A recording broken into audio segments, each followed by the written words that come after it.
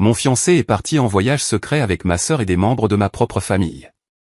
Quand ils sont revenus, la maison avait déjà été vendue. J'avais tout emballé. J'avais déménagé à l'étranger. Vous savez, on dit que l'intuition est le super pouvoir d'une femme, mais je pense que nous choisissons parfois de l'ignorer volontairement parce que la vérité est tout simplement trop douloureuse à regarder en face. J'avais ignoré cette petite voix dans ma tête pendant des mois, peut-être même des années. Mais cette nuit-là, la nuit où la tempête a frappé à la fois ma fenêtre et ma vie, je ne pouvais plus l'ignorer. Maintenant, laissez-moi vous ramener à ce mardi soir. Il pleuvait à verse. Je veux dire, le genre de pluie qui s'abat contre les fenêtres comme si elle essayait d'entrer. J'étais dans la cuisine de la maison Belle Époque que ma tante Amélie m'avait laissée, en train de dresser soigneusement un bœuf Wellington. C'était censé être une célébration. 2 ans depuis que Bastien m'avait demandé en mariage, 2 ans à planifier un mariage qui semblait devenir de plus en plus cher et compliqué chaque jour. La maison sentait incroyablement bon, la pâte feuilletée riche, le bœuf savoureux et l'huile de truffe que Bastien prétendait tant aimer. J'avais mis la table avec l'argenterie de tante Amélie, allumé les bougies et même acheté une bouteille du cabernet qu'il aimait, celui qui coûtait bien plus que ce que le salaire d'une pharmacienne devrait couvrir un soir de semaine. Je vérifiais l'heure sur le four quand mon téléphone a vibré. C'était Bastien. J'ai essuyé mes mains sur mon tablier et j'ai répondu en affichant mon plus beau sourire. « Salut mon cœur, tu arrives juste à temps. Le Wellington est parfait, et j'ai ouvert le vin pour le laisser respirer. Valérie. » Salut. Sa voix était hachée, s'interrompant au milieu du bruit du vent et de ce qui ressemblait à des annonces d'aéroport. Écoute, chérie. Je suis tellement désolé. Un truc énorme est arrivé avec le projet commercial du centre-ville. Les investisseurs paniquent. Je dois prendre l'avion pour Francfort ce soir. Tout de suite. Mon sourire s'est effacé. Francfort. Ce soir? Bastien, c'est notre dîner d'anniversaire. Je cuisine depuis que je suis rentré de la pharmacie. Je sais, dit-il, l'air impatient. Pas désolé. Ne commence pas, Val. Je fais ça pour nous, pour notre avenir. Tu sais combien de commissions je vais toucher sur cette affaire? Ça paiera la lune de miel. Il a déplacé le téléphone et, pendant une fraction de seconde, l'angle de la caméra s'est élargi. Il était clairement à l'aéroport. Mais derrière lui, juste par-dessus son épaule gauche, j'ai vu quelque chose qui m'a glacé le sang. C'était une valise rose fluo. Pas n'importe quelle valise. C'était un sac de créateur en édition limitée avec des finitions dorées. Je le savais parce que je l'avais acheté. Je l'avais acheté pour ma sœur Chloé pour son anniversaire le mois dernier. Elle avait fait un caprice parce qu'elle disait en avoir besoin pour son esthétique d'influenceuse. Et comme d'habitude, j'avais cédé pour maintenir la paix. Bastien, ai-je demandé, ma voix tremblant légèrement. Est-ce que... il y a quelqu'un avec toi? Quoi? Non, juste l'équipe. Écoute, ils appellent l'embarquement. Je dois y aller. Je t'aime. Vraiment. Il n'a pas attendu que je lui réponde. Il a baissé le téléphone pour mettre fin à l'appel, mais son pouce a dû manquer le bouton rouge. L'écran n'est pas devenu noir immédiatement. Il s'est juste incliné vers le sol, capturant ses chaussures marchant d'un pas rapide. Et puis je l'ai entendu. Elle est partie? La voix était inimitable, aiguë, moqueuse et écœurante de familiarité. C'était ma mère, Sylvie. Ouais. La voix de Bastien était maintenant claire comme de l'eau de roche, maintenant qu'il ne faisait plus semblant d'être stressé. Mon Dieu, elle est tellement collante. C'est épuisant. Eh bien, tu as géré ça parfaitement, chérie, a dit ma mère. Maintenant, range ce téléphone. Chloé nous attend à la porte d'embarquement avec les boissons. Les Canaries, nous voilà. Enfin, Bastien a ri. Un son froid et cruel. Une semaine sans le rabat-joie. Allons-y, maman. Puis l'écran est finalement devenu noir. Je suis resté là, au milieu de ma belle cuisine, le silence de la maison assourdissant comparé à la tempête qui faisait rage dehors. Ma main serrait si fort le comptoir que mes jointures étaient blanches. Un voyage d'affaires à Francfort. Ils allaient aux Canaries. Mon fiancé, ma mère, ma sœur. Toute la famille partait en vacances et non seulement je n'étais pas invité, mais il m'avait menti en face pour me laisser derrière. J'avais l'impression de ne plus pouvoir respirer. L'odeur du bœuf Wellington me donnait soudain la nausée. J'ai éteint le four d'une main tremblante. Pourquoi? Pourquoi mentir? S'il voulait un voyage en famille, pourquoi ne pas me le dire? Étais-je si indésirable? N'étais-je qu'un rabat-joie, comme l'avait dit Bastien? Je suis allé dans le salon, mes jambes lourdes, comme si je marchais dans du béton. Je me suis assise sur le canapé, fixant la cheminée d'un air absent, et c'est là que je l'ai vu. Le vieil iPad de Bastien. Il le gardait habituellement dans sa mallette, mais il avait dû le laisser sur la station de charge dans sa hâte de partir. Alors que je le fixais, l'écran s'est allumé avec une notification. C'était un message de Chloé. Je me suis penché, mon cœur battant contre mes côtes comme un oiseau piégé. L'aperçu du message était visible sur l'écran de verrouillage. J'ai hâte qu'on annonce la bonne nouvelle la semaine prochaine. Elle va péter un câble quand elle réalisera que la maison est pratiquement à nous. Dépêche-toi, Papa Poule. Papa Poule, la maison est à nous. La pièce a tourné. J'ai tendu la main, mes doigts tremblant de manière incontrôlable, et j'ai pris l'iPad. Je connaissais le code de Bastien. Il ne le changeait jamais. C'était 1218, l'anniversaire de Chloé. J'avais toujours pensé que c'était juste parce qu'elle nous avait présenté, un clin d'œil à l'amitié. Maintenant, ce nombre ressemblait à un couteau dans mes entrailles. J'ai entré le code. L'icône du cadenas s'est déverrouillée. Et juste comme ça, j'ai ouvert la porte de l'enfer. Au moment où l'écran d'accueil s'est chargé, j'ai senti une vague de nausée physique me frapper. La photo d'arrière-plan, ce n'était pas moi. Ce n'était pas nous. C'était un selfie de Bastien et Chloé, joue contre joue, allongés dans un lit qui ressemblait étrangement à celui de la chambre d'amis chez mes parents. Je suis allé directement au message. Je ne voulais pas y croire. Une partie de moi, la partie pathétique qui avait passé 32 ans à essayer de plaire à ces gens, voulait croire que c'était une blague, un malentendu. Mais le fil de discussion intitulé « L'équipe gagnante » a instantanément brisé cet espoir. La conversation de groupe incluait Bastien, ma sœur Chloé, ma mère Sylvie et mon père Didier. Tout le monde était là, sauf moi. J'ai fait défiler vers le haut, mes yeux brûlants en lisant les messages d'il y a quelques heures à peine. Maman, tu as eu les clés de son coffre? Bastien, on doit s'assurer d'avoir l'acte de propriété original avant le mariage. Bastien, j'ai fait des copies hier pendant qu'elle était à la pharmacie. Elle ne se doute de rien. Elle pense que je réparais la charnière de la porte du placard. Chloé, mon Dieu, elle est tellement stupide. Une pharmacienne avec 0 neurones. Je n'arrive pas à croire que je dois faire semblant d'être gentil avec elle pendant encore 6 mois. Papa, tenez-vous en haut plan, Chloé. Une fois qu'ils seront mariés et qu'il sera sur l'acte de propriété, on utilisera la propriété comme levier. Cette maison vaut 1,2 million d'euros. C'est ton capital de départ. Bastien, ne t'inquiète pas, Didier. Je l'ai dans ma poche.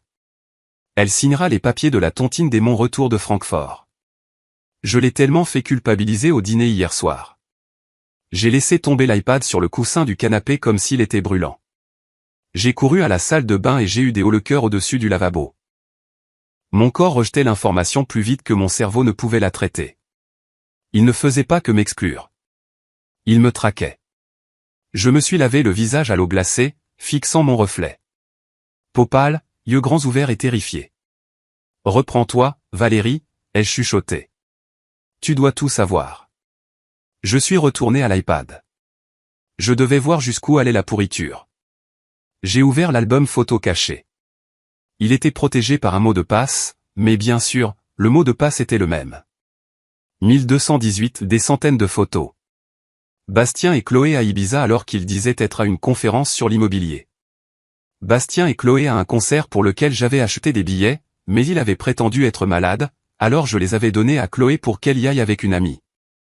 Et puis les plus récentes, une échographie, datée de 2 semaines.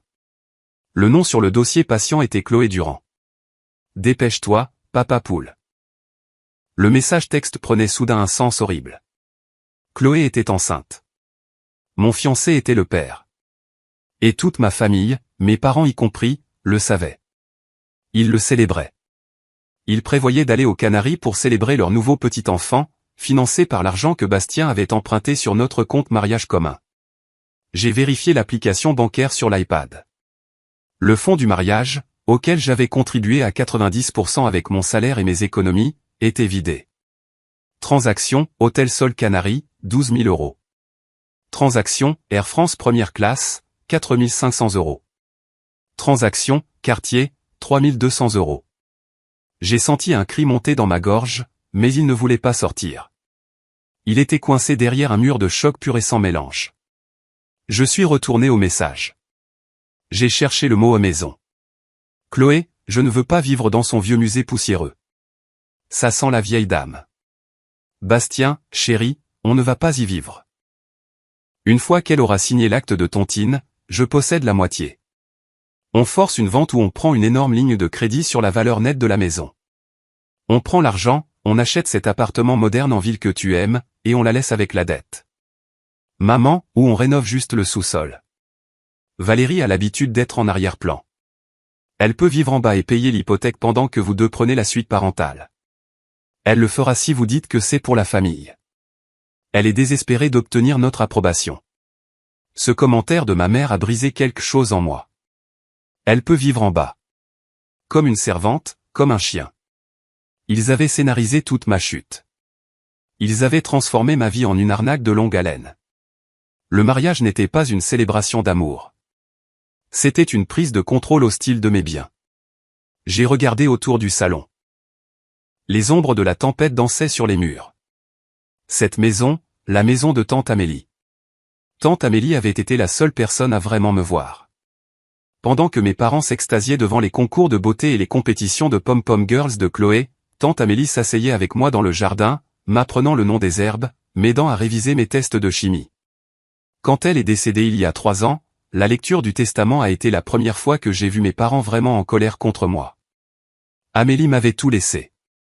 À Valérie, disait le testament, parce qu'elle est la seule à comprendre qu'une maison se construit avec de l'amour, pas avec un effet de levier. Mes parents avaient essayé de le contester. Ils ont échoué. Puis, soudain, ils sont devenus gentils. Ils m'ont présenté Bastien. Ils ont encouragé la relation. C'est un bon parti, Val, avait dit mon père.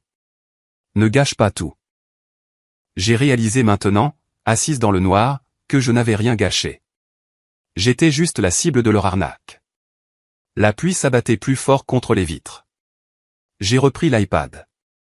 Je devais tout sauvegarder, chaque texto, chaque photo, chaque virement bancaire. Mes mains tremblaient, mais mon esprit commençait à s'éclaircir. Le brouillard de l'amour et du devoir se levait, remplacé par une clarté froide et tranchante. Ils voulaient la maison. Ils voulaient mon héritage. Ils voulaient une guerre. Et ils venaient de faire l'erreur de laisser leur plan de jeu derrière eux. Pour comprendre pourquoi j'étais si vulnérable à cette tromperie, il faut comprendre l'écosystème dans lequel j'ai grandi. Dans la maison Durand, il y avait 2 rôles distincts, et ils étaient attribués à la naissance. Chloé était le soleil, et j'étais l'ombre. Chloé était l'enfant chéri. Elle est née 5 ans après moi et dès son arrivée, elle ne pouvait rien faire de mal. Elle était pétillante, exigeante et jolie d'une manière conventionnelle que ma mère adorait. Si Chloé cassait un vase, c'était un accident. Ou pire, c'était somehow ma faute de l'avoir placée là. Si Chloé avait un 10 en maths, le professeur était incompétent. Moi, par contre, j'étais le bouc émissaire. J'étais calme, studieuse et banale. Je n'aimais pas les concours. J'aimais les livres. J'aimais la science. Je me souviens très bien de ma remise de diplôme du lycée. J'étais major de ma promotion. Je devais faire un discours. J'avais cherché mes parents dans la foule pendant toute la cérémonie. Ils ne sont jamais venus. Quand je suis rentré à la maison, mon diplôme à la main, m'attendant à des excuses, j'ai trouvé le chaos. Chloé, alors âgée de 13 ans, s'était cassé un ongle pendant l'entraînement des pom-pom girls, une mauvaise cassure qui avait un peu saigné. Mes parents l'avaient emmenée d'urgence à l'hôpital puis l'avaient sortie pour une glace pour la calmer.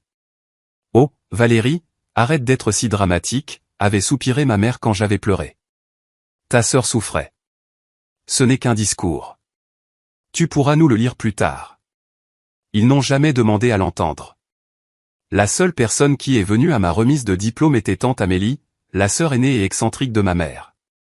Elle était assise au premier rang, applaudissant bruyamment, tenant un bouquet de fleurs sauvages de son jardin. Tante Amélie était riche, mais on ne l'aurait pas deviné en la regardant. Elle vivait dans une superbe maison historique belle époque en bordure de ville, la maison même où j'étais assise maintenant. Elle ne s'était jamais mariée, avait investi judicieusement en bourse dans les années 80 et vivait selon ses propres termes. Mes parents la qualifiaient d'excentrique et d'égoïste. Je l'appelais ma sauveuse. Valérie, m'avait-elle dit ce jour de remise de diplôme, en m'emmenant pour un vrai dîner dans le meilleur restaurant de la ville. Tes parents sont des imbéciles. Ils courent après des paillettes. Mais toi, tu es de l'or. De l'or massif. Elle a attrapé ma main par-dessus la table. Sa poigne était forte, ses yeux féroces. Promets-moi quelque chose. Promets-moi que tu obtiendras ton diplôme, que tu auras un bon travail et que tu ne compteras jamais sur eux pour rien. L'indépendance financière est la seule vraie liberté qu'une femme possède. J'ai pris ce conseil à cœur. J'ai eu 2 emplois pendant mes études de pharmacie. J'ai payé mes propres frais de scolarité. J'ai acheté ma propre voiture. Quand j'ai décroché un poste dans le plus grand hôpital de la ville, je me suis dit, sûrement que maintenant, mes parents seront fiers. Ils ne l'étaient pas. Ils demandaient juste des prêts. Chloé a besoin d'une nouvelle voiture pour l'université. Le toit a besoin d'être réparé. Je leur ai donné de l'argent, espérant acheter leur amour. Ça n'a jamais marché. Quand tante Amélie est morte, le chagrin a failli me briser, mais la lecture du testament a été un spectacle. Ma mère est arrivée en noir, tamponnant des yeux secs, s'attendant à un énorme héritage. Quand l'avocat a lu que l'ensemble de la succession, y compris la maison Belle Époque, le portefeuille d'actions et les économies, allait à ma nièce bien-aimée Valérie, la pièce a explosé. Cette petite sorcière manipulatrice, avait crié ma mère en me montrant du doigt. Tu l'as montée contre nous. Ce n'est pas juste, a pleuré Chloé. Je voulais cette maison. Elle a la chambre de la tourelle. C'est parfait pour mon vlog. Mais le testament était en béton. Tante Amélie avait inclus une clause spécifique, je suis saine d'esprit et j'exclus explicitement ma sœur Sylvie et son mari Didier car ils ont fait preuve d'un manque de jugement et de méchanceté toute leur vie. Pendant 6 mois, ils ne m'ont pas parlé. J'ai vécu seul dans la grande maison, m'occupant du jardin d'Amélie, sentant le fantôme de son amour dans chaque pièce. Puis soudain, le dégel est arrivé. Ma mère m'a appelé un dimanche. On a réfléchi, Val. On a été trop dur. Le deuil fait faire des choses folles. On veut redevenir une famille. Viens dîner. J'y suis allé. J'étais tellement affamé de leur affection que je suis retourné en courant vers les gens qui m'avaient blessé, la queue entre les jambes. Ce soir-là, ils m'ont présenté Bastien. Il est dans l'immobilier, a dit mon père, en frappant l'épaule de Bastien. Un gars brillant. Il peut t'aider à savoir quoi faire de cette grande vieille maison. Peut-être la rénover, augmenter sa valeur. Bastien m'a souri. Il était beau, charmant et entièrement concentré sur moi.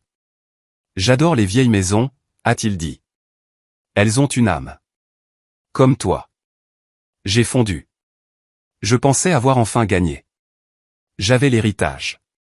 Et maintenant, grâce à cela, j'avais enfin le respect de ma famille et un beau petit ami. Je n'avais pas réalisé que je n'étais pas la fille bien-aimée. J'étais juste l'organisme hôte et ils étaient les parasites. En y repensant maintenant, les signaux d'alarme avec Bastien n'étaient pas juste des signaux. C'étaient des panneaux néons géants clignotants. Mais quand vous avez passé toute votre vie à être invisible, la lumière soudaine de l'attention d'un homme est aveuglante. Bastien m'a courtisé avec une intensité qui semblait flatteuse mais qui était en réalité prédatrice. En 1 mois, il m'apportait du café à la pharmacie tous les jours. En 3 mois, il passait toutes les nuits chez moi. Il travaillait dans l'immobilier commercial, ou du moins c'est ce qu'il disait. Il conduisait une BMW en leasing et portait des costumes chers, projetant l'image du succès, mais il ne semblait jamais avoir d'argent liquide. Mes actifs sont tous bloqués sous séquestre, disait-il quand l'addition du dîner arrivait. Ou, j'attends une énorme commission le mois prochain. Je payais pour tout, les dîners, les vacances, les courses. J'ai même payé les réparations de sa BMW. Je me disais que j'étais une partenaire solidaire. La voix de tante Amélie était au fond de ma tête, m'avertissant. Mais la voix de ma mère était plus forte. Valérie, ne sois pas avare, disait maman. Un homme a sa fierté.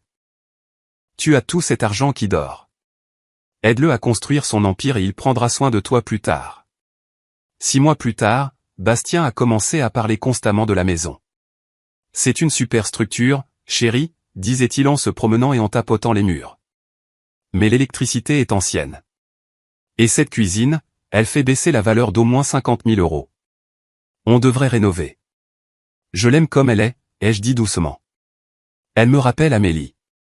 Le sentimentalisme ne paie pas les factures, a-t-il répliqué, son ton s'aiguisant juste un peu. Si on veut construire un avenir, on doit maximiser nos actifs. Cette maison est notre plus grand atout. Notre. Il a commencé à utiliser ce mot très tôt. Puis est venue la demande en mariage. Ce n'était pas intime. C'était un spectacle public sur la place de la ville avec mes parents et Chloé qui regardaient. Chloé a tout filmé. Enfin, a crié Chloé, en serrant Bastien dans ses bras avant même de me serrer moi. Maintenant, on peut vraiment commencer à planifier. Je pensais qu'elle parlait de planifier le mariage. Maintenant, je sais qu'elle parlait de planifier le casse. Environ une semaine après les fiançailles, le masque est tombé pour la première fois. Je suis rentré tôt d'une garde pour trouver Bastien dans mon bureau en train de fouiller dans mon classeur. « Qu'est-ce que tu fais » ai-je demandé, surprise. Il n'a même pas sursauté. Il a juste tenu un dossier. Je cherchais le plan cadastral. Je voulais voir où se termine la limite de la propriété. Je pensais qu'on pourrait subdiviser le terrain. Vendre le fond du jardin. Je ne veux pas vendre le jardin, ai-je dit, sentant une oppression dans ma poitrine. C'est là que sont les roses d'Amélie. Il a claqué le tiroir. Mon Dieu, Valérie, tu as une vision si courte. J'essaie de nous faire gagner des millions et tu t'inquiètes pour des roses mortes. Tu veux être pharmacienne toute ta vie? Compter des pilules? J'ai reculé. Il ne m'avait jamais parlé comme ça. Plus tard dans la nuit, il a pleuré. Il a vraiment pleuré. Il m'a dit qu'il était juste tellement stressé parce qu'il voulait me donner le monde et qu'il se sentait inadéquat parce que j'avais plus d'argent que lui. Je veux juste être un partenaire égal, a-t-il sangloté. Je me sens comme un parasite vivant ici sans mon nom sur quoi que ce soit. Ça blesse ma fierté. Je l'ai réconforté. Je me suis excusé. Je lui ai dit que je me fichais de l'argent. Et c'était exactement ce sur quoi il comptait. La vérité, que j'ai découverte plus tard dans la vérification des antécédents que Maître Lambert a faite, était que Bastien n'était pas un promoteur à succès. Il était un simple prospecteur pour une agence immobilière et il était criblé de dettes. Il avait 80 000 € de dettes de carte de crédit et un problème de jeu. Il m'a regardé et a vu un distributeur de billets ambulants. Il a regardé ma maison et a vu un billet de loterie gagnant. Et ma famille, ils n'étaient pas seulement des spectateurs. Ils étaient ses entraîneurs. Je me souviens d'un barbecue il y a quelques mois. Chloé portait un bikini, se prélassant au bord de la piscine que Bastien avait insisté pour que nous installions, à mes frais. Bastien était au grill. Et, Val, a crié Chloé. Quand vous vous marierez, vous allez refaire la salle de bain principale? Elle est si petite. On n'a pas décidé, ai-je dit. Eh bien, Bastien m'a promis, je veux dire, nous a promis, qu'il mettrait une baignoire jacuzzi, a-t-elle dit en se rattrapant. J'ai regardé Bastien. Il m'a fait un clin d'œil. Juste des discussions de filles, chérie. Chloé veut juste le meilleur pour sa grande sœur. J'ai senti un nœud d'inquiétude à ce moment-là, mais je l'ai ravalé avec une gorgée de limonade. J'étais si désespéré de maintenir la paix, de garder l'illusion de la famille heureuse, que je les ai laissés me marcher dessus. Mais ce soir, en regardant les messages sur l'iPad, l'illusion avait disparu. Le prédateur avait montré les dents, et j'ai finalement réalisé que j'étais la proie. La semaine précédant ce voyage d'affaires avait été intense. C'était comme une attaque coordonnée, un mouvement de tenaille conçu pour écraser ma résistance. La cible était toujours la même, l'acte de propriété. La tontine. J'avais entendu cette expression plus souvent au cours des 7 derniers jours que dans toute ma vie. Ça a commencé au dîner du dimanche chez mes parents. Rôti de bœuf, alcool fort et une atmosphère lourde d'attente. Alors, a commencé mon père Didier, coupant sa viande agressivement. Le mariage est dans 3 mois. Vous avez vu le notaire pour la consolidation de la propriété? J'ai posé ma fourchette. Je t'ai déjà dit, papa, je garde la maison à mon nom. C'est mon héritage. Bastien et moi avons discuté d'un contrat de mariage. Le silence s'est fait à table. Chloé a levé les yeux au ciel si fort que j'ai cru qu'ils allaient se coincer. Bastien a soupiré. Un long soupir de souffrance. Il s'est penché et a pris ma main, sa poigne serrée. Val, on en a parlé. Un contrat de mariage? C'est pour les gens qui prévoient de divorcer. Tu prévois de divorcer de moi? Non, bien sûr que non, ai-je balbutié. Mais tante Amélie. Tante Amélie est morte, a sèchement répliqué ma mère. Et c'était une vieille fille amère et seule. C'est ce que tu veux être? Seule dans cette grande maison avec tes chats et ton argent? C'est une question de confiance, Valérie, a dit Bastien, me regardant droit dans les yeux avec cette sincérité étudiée. Si nous ne faisons qu'un, nous devrions être une seule entité financière. La propriété en tontine avec droit de survie. Ça veut dire que s'il m'arrive quelque chose, tu as tout.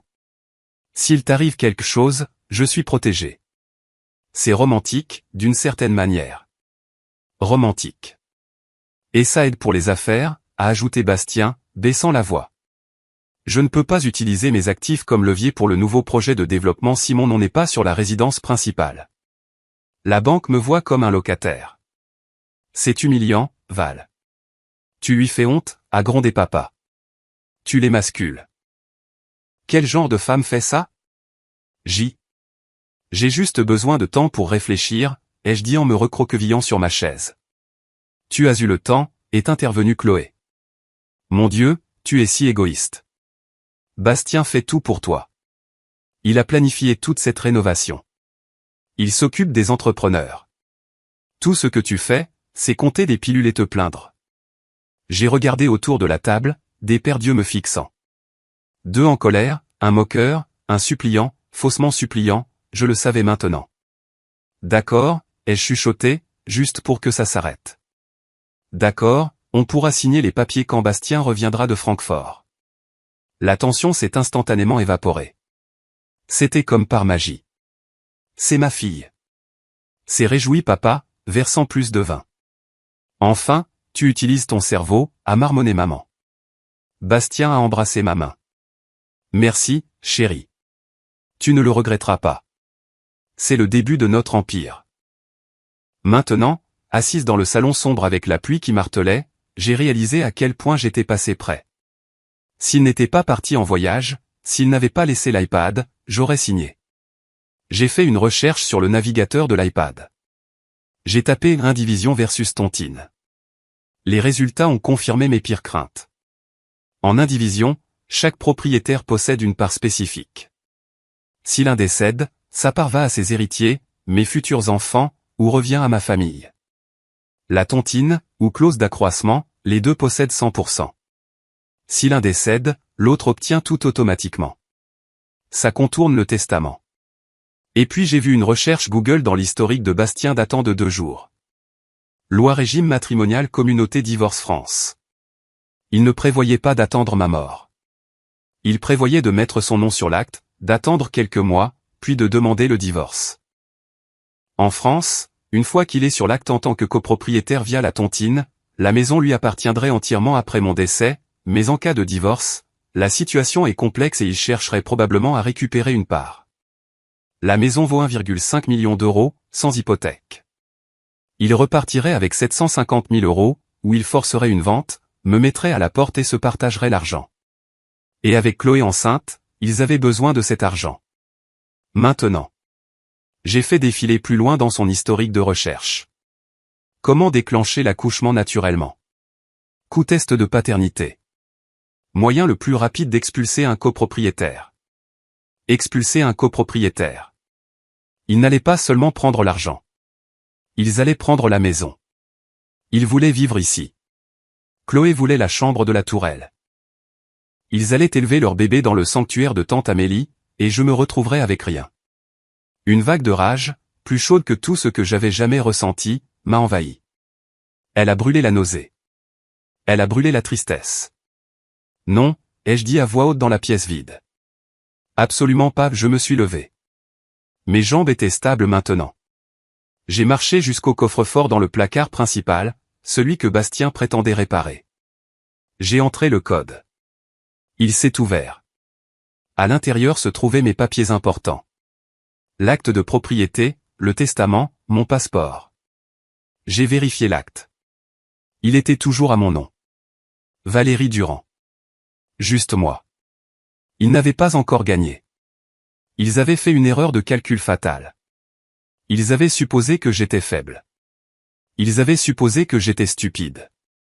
Et ils avaient supposé qu'ils avaient le temps. Ils avaient tort.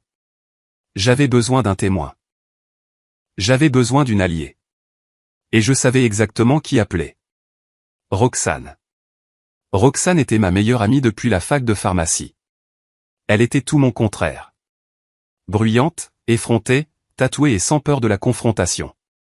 Elle n'avait jamais aimé Bastien. Dès le premier jour, elle l'avait appelé une poupée Ken avec une âme plus sombre. Je m'étais éloigné d'elle l'année dernière parce que Bastien ne l'aimait pas, elle est trop vulgaire, Val. C'est une mauvaise influence. Et parce que j'en avais marre de le défendre. J'ai pris mon téléphone.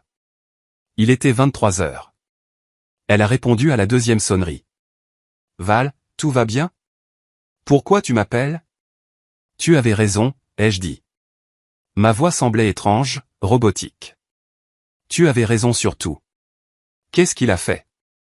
La voix de Roxane est passée instantanément de somnolente à alerte. Est-ce qu'il t'a frappé? Non. Pire. Il couche avec ma sœur, mes parents sont complices et ils essaient de me voler ma maison. Silence au bout du fil.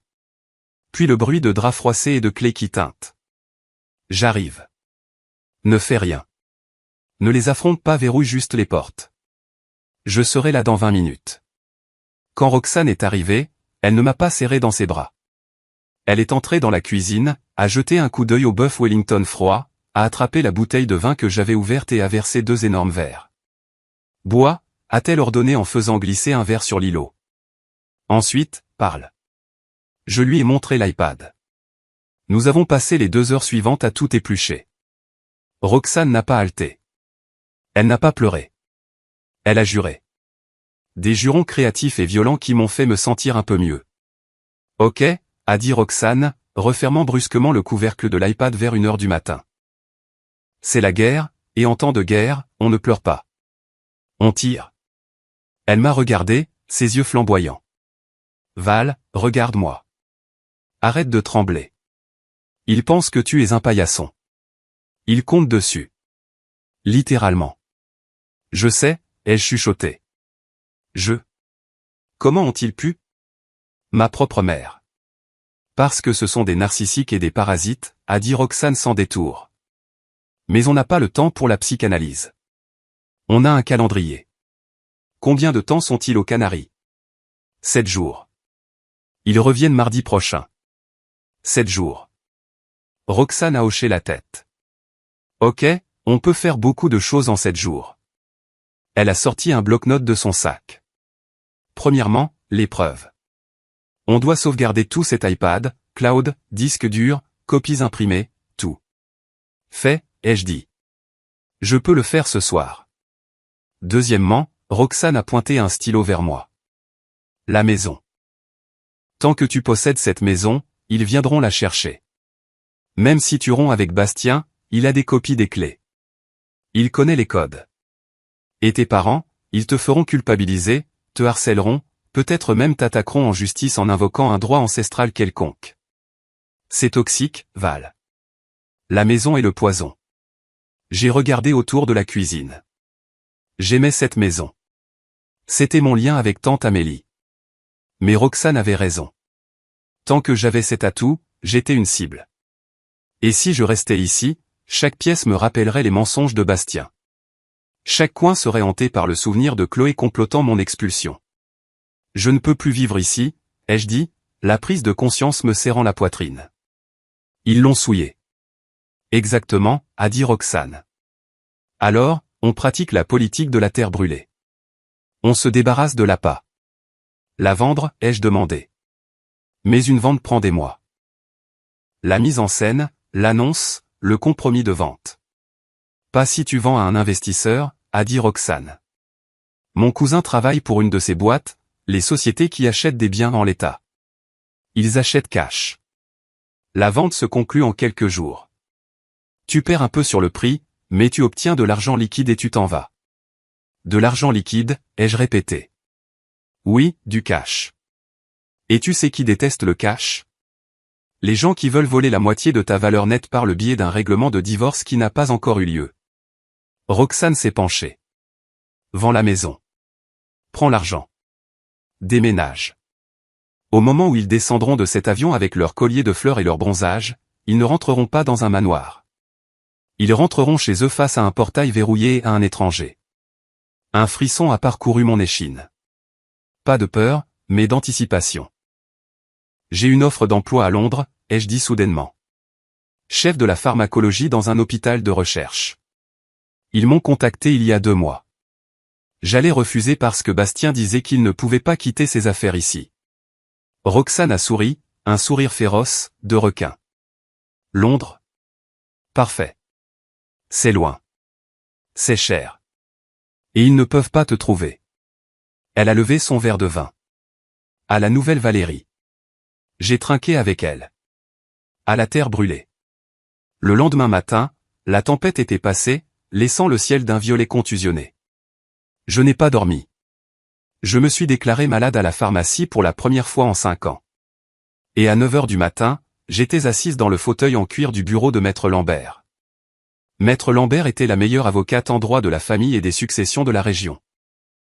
Elle avait 60 ans, portait des tailleurs Chanel impeccables et terrifiait les hommes mûrs pour gagner sa vie. Elle s'était occupée du testament de tante Amélie. J'ai tout déballé.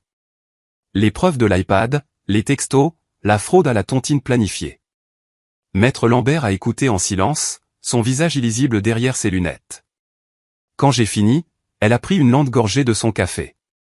Les hommes comme Bastien, a-t-elle dit, sa voix basse et rauque, ne sont pas seulement avides, Valérie. Ils sont négligents. Elle a ouvert un dossier sur son bureau. J'ai fait une vérification préliminaire des actifs de monsieur Bastien Chevalier ce matin après votre appel.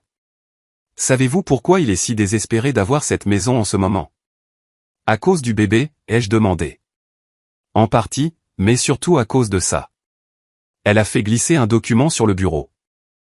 C'était une demande de prêt, un prêt à taux usuraires, le genre qu'on obtient de prêteurs prédateurs quand aucune banque ne veut de vous. C'était pour 200 000 €. Il a demandé ce prêt il y a 2 semaines, a expliqué Maître Lambert. La garantie mentionnée est le 42 rue des Chênes, votre maison. Mais il ne peut pas, ai-je balbutié. Il n'est pas sur l'acte. Regardez la 2e page. Maître Lambert a pointé du doigt. J'ai regardé, et c'était là. Ma signature. Valérie Durand. Sauf que je ne l'avais pas signée. C'était un bon faux, mais la boucle du V était trop large. Il a falsifié ma signature, ai-je chuchoté. Il a commis un crime.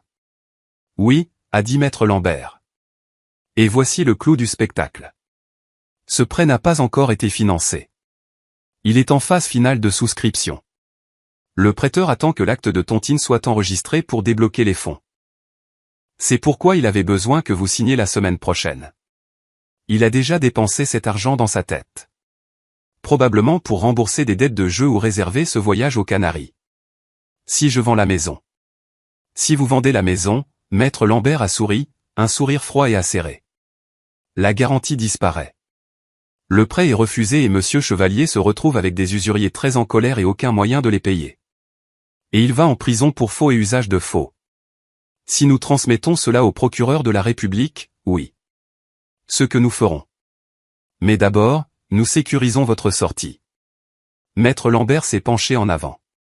Valérie, vous avez le droit légal de vendre. Vous êtes la seule propriétaire. Vous n'avez pas besoin de sa permission. Vous n'avez pas besoin de le lui dire. En fait, pour votre sécurité, vous ne devez pas le lui dire. Je veux la vendre vite, ai-je dit. Roxane a un contact. Bien. Faites-le. Liquidez tout. Transférez les fonds sur un compte offshore ou dans une fiducie que je peux mettre en place pour vous, le rendant intouchable. Si vous restez ici, ils vous harcèleront. Ils joueront les victimes. Ils essaieront d'utiliser les droits des grands-parents ou une autre absurdité pour vous faire culpabiliser. Je vais à Londres, ai-je dit. J'ai accepté le poste ce matin. Excellent. Londres est charmante à cette époque de l'année. Maître Lambert s'est levé et a marché vers sa fenêtre.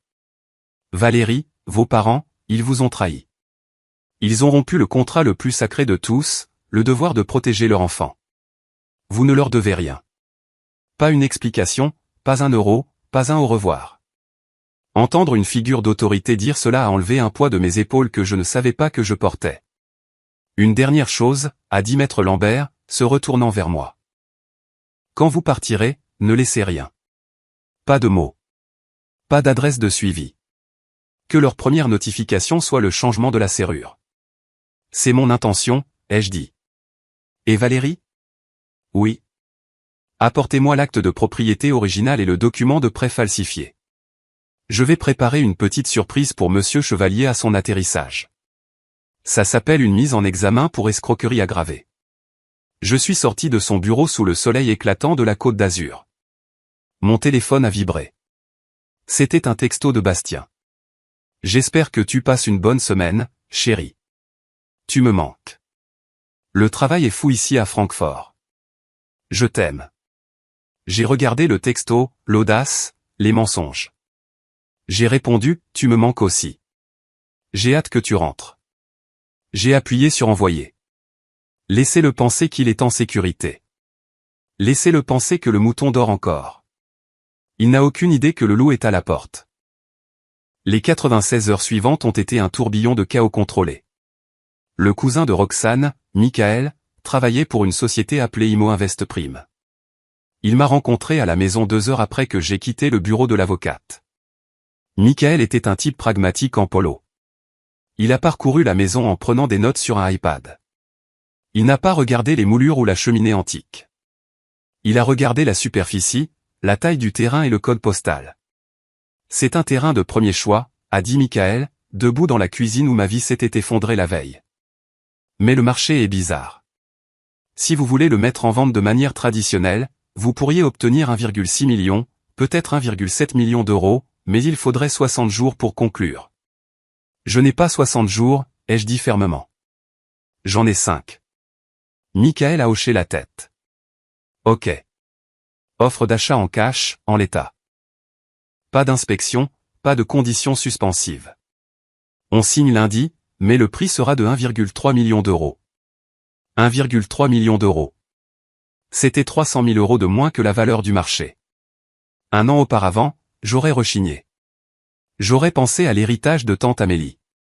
Mais ensuite, j'ai pensé au plan de Bastien d'utiliser la maison pour obtenir 800 000 euros et me laisser avec la dette. J'ai pensé à Chloé élevant son bébé dans ma chambre de la Tourelle. 1,3 million, c'était toujours une fortune. C'était assez pour recommencer à Londres. C'était assez pour ne plus jamais travailler si je vivais simplement. Mais surtout, c'était la liberté. Marché conclu, ai-je dit. Sérieusement?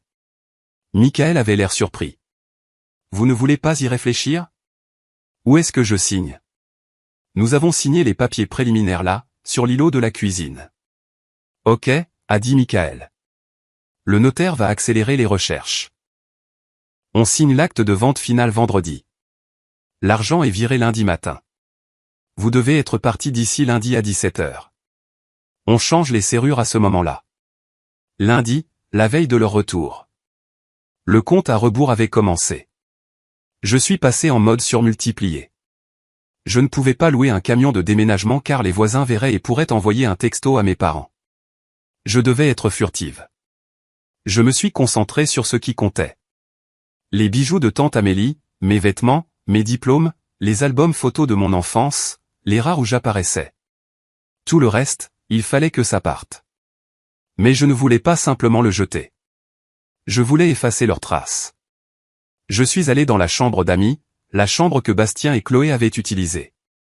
J'ai retiré les draps. Je ne les ai pas lavés. Je les ai jetés à la poubelle.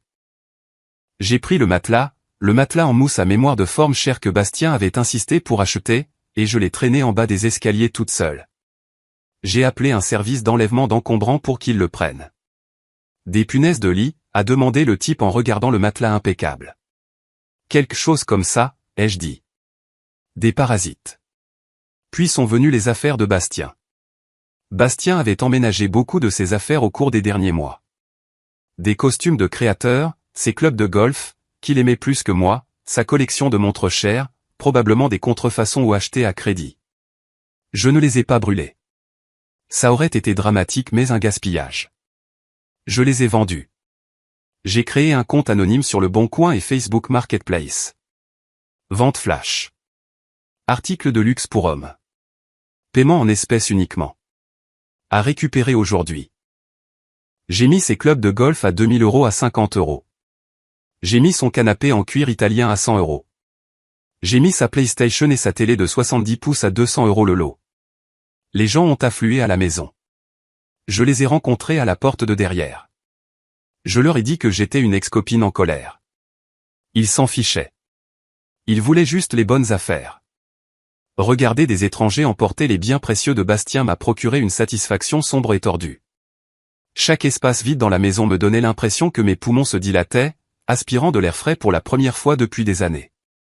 Le dimanche soir, la maison était vide et résonnait. C'était étrange. Les meubles avec lesquels j'avais grandi, les antiquités. J'ai vendu la plupart à un brocanteur qui est venu avec une camionnette banale. « Vous vendez la salle à manger Chipendale ?» a-t-il demandé, la table où mon père m'avait crié dessus. « Prenez-la, ai-je dit. Elle a de mauvaises ondes. » Je n'ai gardé que 2 choses du mobilier, le rocking chair de tante Amélie et son petit bureau. Je les ai fait expédier directement à un garde-meuble à Londres. Le dimanche soir, j'ai dormi sur un sac de couchage au milieu du salon vide. La tempête était passée depuis des jours, mais le silence dans la maison était lourd. J'ai ouvert l'application de suivi sur mon téléphone. J'avais accès à la localisation de Bastien parce que nous partagions un forfait téléphonique, que je payais. Aéroport international de Gran Canaria. Ils profitaient de leur dernier mojito. Probablement en train de trinquer à leur victoire. Probablement en train de rire de la facilité avec laquelle ils avaient trompé Valérie. J'ai regardé les murs vides. Au revoir, maison, ai-je chuchoté. Merci de m'avoir protégé, mais je n'ai plus besoin de murs pour me protéger. J'ai des griffes. Mon téléphone a sonné. Un email de l'étude notariale. Vente confirmée. Virement bancaire prévu pour 9 h demain. C'était fait.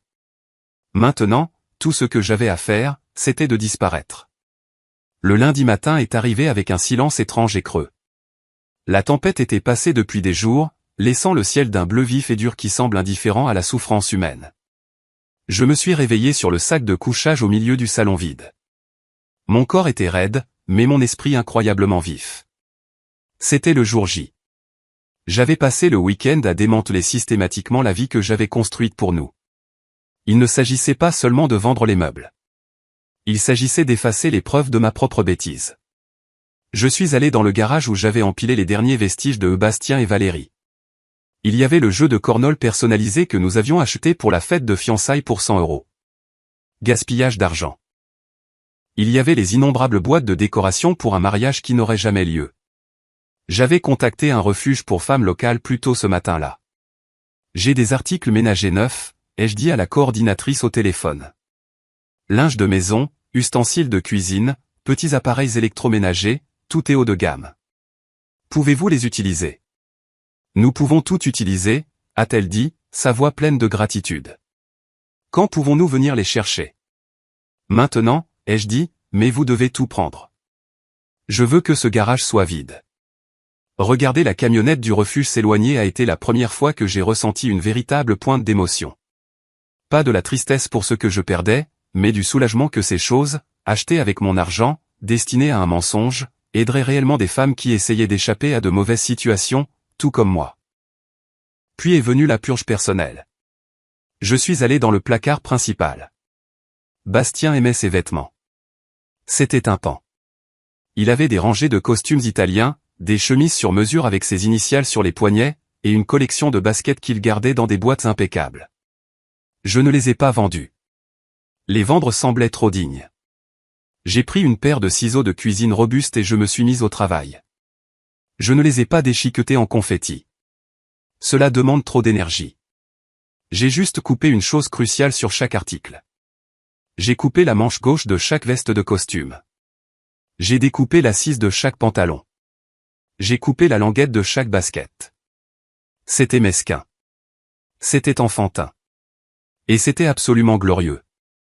J'ai fourré la haute couture ruinée dans des sacs poubelles noirs robustes et je les ai étiquetés chiffon pour don. Alors que je vidais l'étagère supérieure du placard, ma main a frôlé une boîte en carton poussiéreuse cachée tout au fond. Je l'ai descendue, toussant alors que des grains de poussière dansaient dans la lumière du soleil. Elle était étiquetée « Enfance de Valérie » de l'écriture de ma mère. Je me suis assise par terre et je l'ai ouverte. Je m'attendais à trouver des trésors sentimentaux. Au lieu de cela, j'ai trouvé l'indifférence. À l'intérieur se trouvaient mes anciens bulletins de notes, tous avec d'excellentes notes, jamais encadrés, quelques trophées de participation à des événements que je détestais, et rien d'autre. Pas d'album photo, pas de dents de lait, pas de mèches de cheveux de ma première coupe. Mais au fond de la boîte, enterré sous un certificat de concours d'orthographe, j'ai trouvé quelque chose qui m'a coupé le souffle. C'était une petite pochette en velours. À l'intérieur se trouvait un collier de perles.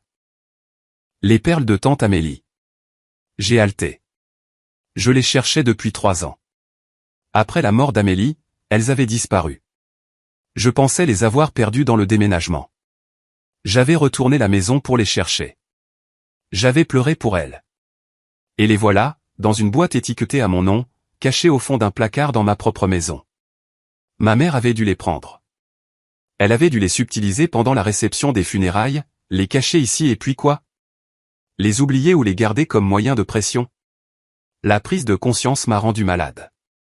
Elle avait volé sa sœur décédée, l'avait cachée à sa fille en deuil, puis l'avait simplement laissé prendre la poussière. J'ai passé les perles autour de mon cou.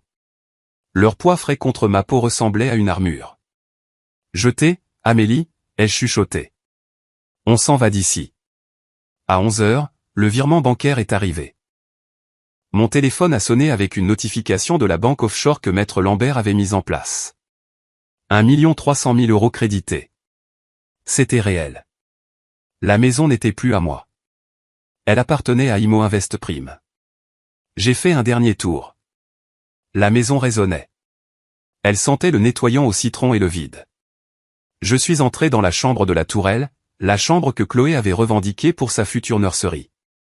Je me suis tenu au centre de la pièce et j'ai fermé les yeux.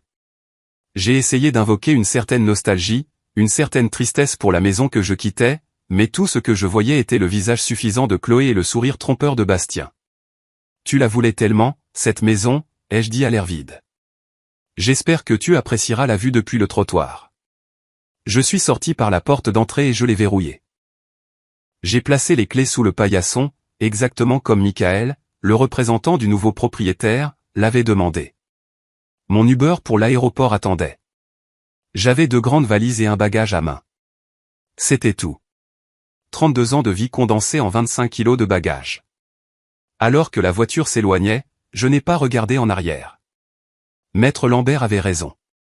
Le rétroviseur est pour les gens qui ont peur de l'avenir. Je n'avais plus peur. J'étais juste froide. J'ai pris mon téléphone et j'ai vérifié le suivi de vol. Vol Air France 432 de Gran Canaria à Nice. Statut, à l'heure. Arrivée demain à 14h. Ils étaient à leur dernier jour de paradis. Ils étaient probablement en train de faire leurs valises, bronzés et détendus, excités de rentrer à la maison et de ruiner ma vie. Je me suis installé dans le siège en cuir de l'Uber. Terminal international, s'il vous plaît, ai-je dit au chauffeur. Grand voyage, a-t-il demandé, croisant mes yeux dans le rétroviseur. Allez simple, ai-je dit. Je déménage à Londres. Ça ressemble à une aventure. Oh, ça l'est, ai-je souri, touchant les perles à mon cou. Mais la vraie aventure, ce sera pour les gens que je laisse derrière moi. Le terminal international de l'aéroport de Nice-Côte d'Azur est un endroit étrange. C'est un entre-deux-mondes, rempli de gens qui courent vers quelque chose ou qui fuient quelque chose. Je faisais les deux. J'ai enregistré mes bagages et je suis passé par la sécurité. Mon corps se sentait léger, détaché. Je n'arrêtais pas de vérifier mon téléphone, m'attendant à moitié à un texto de Bastien disant qu'il savait, qu'il avait senti une perturbation dans la force, mais il n'y avait rien, juste le silence. Je suis allé au salon de la compagnie aérienne, je me suis versé un verre d'eau pétillante et j'ai ouvert mon ordinateur portable. Il était temps de construire l'arme. J'avais rédigé l'email dans ma tête pendant 3 jours, mais maintenant je devais le concrétiser. Objet, mise à jour sur le mariage et les projets futurs. J'ai d'abord ajouté les destinataires. Je voulais m'assurer de n'oublier personne. A. Bastien Chevalier, Chloé Durand, Didier Durand, Sylvie Durand. CCI, le patron de Bastien, Monsieur Henderson, le service des RH de son entreprise, le curé de la paroisse de mes parents, chaque tante, oncle et cousin des 2 côtés de la famille, toute notre liste d'invités au mariage, et le chargé de prêt de la banque où Bastien a essayé d'obtenir le prêt frauduleux. Maître Lambert avait trouvé son email. J'ai pris une profonde inspiration et j'ai commencé à taper. Chère famille, chers amis, je vous écris pour vous informer que le mariage prévu le 15 octobre est annulé. Il ne sera pas reprogrammé. Je sais que cela est un choc pour beaucoup d'entre vous, d'autant plus que mon fiancé, ma sœur et mes parents profitent actuellement de merveilleuses vacances en famille aux Canaries. Des vacances qu'ils m'ont présentées comme un voyage d'affaires effréné à Francfort. Mais les mensonges ont tendance à refaire surface, surtout quand on laisse son iPad déverrouillé sur la table du salon. Vous trouverez en pièce jointe de cet email quelques documents intéressants qui expliquent ma décision, des captures d'écran de la conversation de groupe L'équipe gagnante où mes parents, ma sœur et mon fiancé complotent pour me forcer à signer un acte de propriété en tontine afin d'accéder à mon héritage. Des photos datant de 2 ans, confirmant la liaison sexuelle entre Bastien Chevalier et Chloé Durand. L'échographie de leur enfant à naître, conçue alors que Bastien était fiancé avec moi. Un audit financier des 16 000 € volés sur notre fonds de mariage pour payer l'escapade secrète aux Canaries. Une copie de la demande de prêt où Bastien a falsifié ma signature pour obtenir 200 000 € d'un prêteur prédateur. À mes parents, vous avez toujours voulu que Chloé ait le meilleur. Maintenant, elle a mon fiancé. J'espère qu'ils seront très heureux ensemble. Veuillez ne pas me contacter. Je ne suis plus votre fille, votre distributeur de billets, ni votre bouc émissaire. À Bastien, la maison de la rue des Chênes a été vendue. Les serrures ont été changées. Les nouveaux propriétaires sont très stricts en matière d'intrusion. De plus, je crois que le procureur de la République vous contactera concernant la falsification. Bonne chance pour votre empire. À tous les autres, je suis désolé pour ce drame. Je déménage à l'étranger pour commencer une nouvelle vie où les gens disent la vérité. Veuillez respecter ma vie privée. Sincèrement, Valérie. Je l'ai relu 3 fois. C'était froid. C'était factuel. C'était dévastateur. J'ai joint le fichier zip contenant toutes les preuves. Les photos étaient en haute résolution. Les fils de discussion étaient complets. Il n'y avait pas de place pour le déni. Pas de place pour un « c'est un malentendu ». J'ai survolé le bouton « Programmer l'envoi » avec ma souris. J'ai vérifié l'heure. Leur vol atterrissait à 14 h demain. Ils récupéreraient leurs bagages, monteraient dans le taxi et arriveraient à la maison vers 15 h 30. J'ai programmé l'envoi de l'email à 15 h 45, heure locale. Juste au moment où ils réaliseraient que leur clé ne fonctionnait pas, juste au moment où la panique commencerait à s'installer. C'est à ce moment-là que leur téléphone commencerait à exploser. C'est à ce moment-là que le monde saurait ce qu'ils avaient fait. J'ai cliqué sur Reprogrammer. Une petite fenêtre est apparue. Message programmé pour demain, 15 h 45. J'ai fermé l'ordinateur portable et l'ai glissé dans mon sac. Mes mains ne tremblaient plus. Je ressentais un étrange sentiment de calme, comme l'œil d'un cyclone. Le vol 102 à destination de Londres Heathrow est maintenant en cours d'embarquement. La voix de l'annonceur a résonné dans le salon. Je me suis levé, lissant mon manteau. J'ai marché jusqu'à la porte, j'ai donné ma carte d'embarquement et j'ai descendu la passerelle. En montant dans l'avion, quittant le sol français, j'ai senti le lourd manteau de l'ancienne Valérie, la gentille fille, le paillasson, l'ombre, glisser de mes épaules. Je ne quittais pas seulement le pays. Je quittais la version de moi-même qui leur avait permis de me blesser. J'ai trouvé mon siège, en première classe, car pourquoi économiser pour un mariage qui n'a pas lieu, et j'ai accepté une coupe de champagne de l'hôtesse de l'air. Vous célébrez quelque chose, a-t-elle demandé gentiment. J'ai regardé par le hublot le tarmac, les vagues de chaleur scintillant au loin. Oui, ai-je dit, un véritable sourire se dessinant sur mon visage. Je célèbre un enterrement. Oh, je suis vraiment désolé, elle avait l'air confuse. Ne le soyez pas, j'ai trinqué en l'air. C'était attendu depuis longtemps. Atterrir à Londres, c'était comme se réveiller sur une autre planète. L'air était frais et sentait le bitume humide et le diesel, un contraste frappant avec la chaleur étouffante de la Côte d'Azur. J'ai pris une profonde inspiration, remplissant mes poumons du smog gris et magnifique de la liberté. J'avais loué un appartement meublé temporaire à Saint-Germain-des-Prés en attendant de trouver quelque chose de permanent. C'était petit, moderne et béatement vide de souvenirs. Pas de fantôme de tante Amélie, pas d'ombre de Bastien, juste des lignes épurées et du silence. J'ai défait mes 2 valises. J'ai posé les perles de tante Amélie sur la commode. J'ai suspendu mes manteaux. Puis je me suis assise près de la fenêtre avec une tasse de thé, English breakfast, fort avec du lait, et j'ai regardé ma montre. Il était 23h45 à Londres, ce qui signifiait qu'il était 15h45 à Nice. L'email venait d'être envoyé. J'ai pris mon téléphone. J'avais acheté une carte SIM britannique à l'aéroport, mais j'avais gardé mon ancien numéro français actif en Wi-Fi juste pour ce moment. Je voulais voir le champignon atomique. J'ai activé le Wi-Fi. Pendant une seconde, rien ne s'est passé. Puis le téléphone a pratiquement convulsé dans ma main. BZZ, BZZ, BZZ, BZZ. Les notifications ont inondé l'écran si vite que je ne pouvais pas les lire. Appel manqué maman, 4. Appel manqué Bastien, 6. Appel manqué Chloé, 2. Texto de maman, Valérie. Qu'est-ce que tu as fait? Réponds au téléphone. Texto de Bastien, chérie. Ce n'est pas drôle. La clé ne marche pas. Où es-tu? Appelle-moi maintenant. Texto de papa, espèce de garce ingrate. Tu nous as ruinés. Supprime cet email immédiatement. Tout le monde m'appelle. Texto de cousine Sarah, OMG Val. C'est vrai? Je suis tellement désolé. Ce sont des monstres. Texto du patron de Bastien, Monsieur Chevalier. Veuillez contacter les RH immédiatement concernant les allégations de l'email de Madame Durand. J'ai regardé les messages défiler comme le générique de fin d'un film. Un film d'horreur. J'ai pris une gorgée de mon thé. C'était chaud et réconfortant. Je pouvais l'imaginer parfaitement. Ils étaient debout sur le porche, entourés de bagages, fatigués du vol, la clé se bloquant dans la serrure, la confusion, puis le pin simultané des téléphones dans les poches et les sacs, la prise de conscience se dessinant sur leur visage comme un accident de voiture au ralenti. Ils pensaient rentrer pour conquérir. Au lieu de cela, ils sont rentrés dans une forteresse qui les avait enfermés dehors et face à un peloton d'exécution numérique qui venait de viser. Je ne me sentais pas coupable. J'ai sondé mon cœur. Non, pas de culpabilité. Juste un profond sentiment de justice. La justice n'est pas toujours jolie. Parfois, elle est désordonnée. Parfois, elle implique de détruire des réputations, mais c'était la justice quand même. J'ai balayé les notifications sans en ouvrir une seule. Je n'allais pas engager la conversation. Le silence est le cri le plus fort, avait dit Maître Lambert.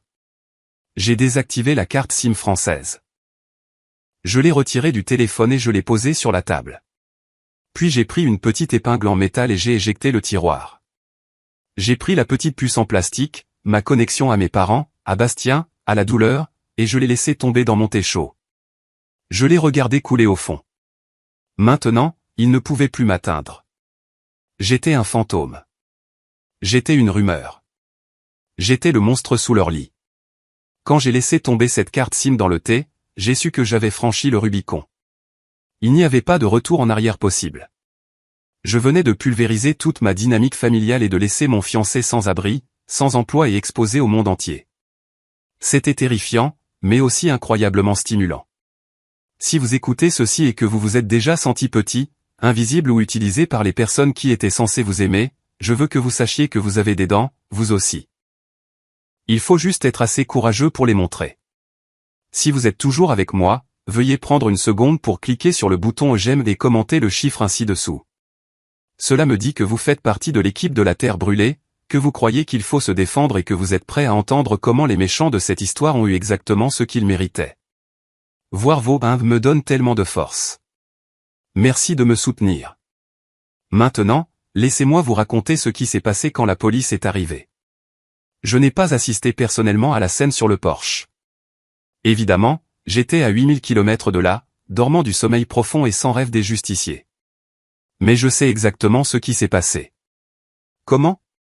Parce que maître Lambert est méticuleuse.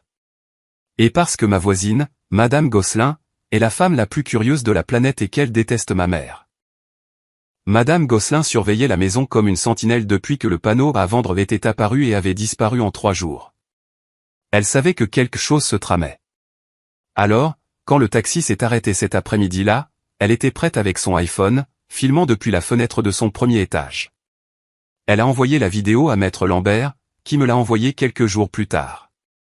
Je l'ai regardée sur mon ordinateur portable à Londres en sirotant du vin. C'était mieux que n'importe quelle émission de télé-réalité. La vidéo commence avec la camionnette taxi qui s'arrête au bord du trottoir. Il fait beau sur la Côte d'Azur. Bastien sort le premier. Il a l'air bronzé, en forme et arrogant. Il porte une chemise hawaïenne déboutonnée un peu trop bas, des lunettes de soleil sur la tête. Il s'étire, regardant la maison comme un roi inspectant son château. Puis Chloé en sort. Elle porte une robe longue à fleurs, tenant son ventre de façon dramatique. Elle était à peine enceinte de 8 semaines. Il n'y avait rien à tenir. Elle montre la fenêtre de la tourelle et dit quelque chose qui fait rire Bastien. Mes parents, Didier et Sylvie, sortent en dernier. Ils ont l'air suffisants. Ma mère est déjà en train de diriger le chauffeur de taxi sur l'endroit où mettre les bagages, le traitant comme un serviteur. Laissez-les simplement sur le porche, crie-t-elle. Mon gendre s'en occupera. Gendre. Il n'avait même pas attendu le mariage pour lui donner le titre. Bastien remonte l'allée, faisant tourner ses clés à son doigt. Il siffle. Il monte les marches jusqu'à la lourde porte d'entrée en chêne. Il met la clé. Il la tourne. Elle ne tourne pas. Dans la vidéo, on peut voir son froncement de sourcils. Il la secoue. Il la retire, la regarde, l'essuie sur sa chemise et réessaie. Rien. Qu'est-ce qui se passe, Bastien, crie mon père depuis le trottoir. J'ai besoin d'aller aux toilettes. La serrure est coincée, répond Bastien. Il a l'air agacé. Valérie a probablement changé le pen dormant ou quelque chose comme ça. Elle est tellement parano avec la sécurité. Il se met à frapper à la porte. Val. Valérie, ouvre. C'est nous. Arrête de jouer.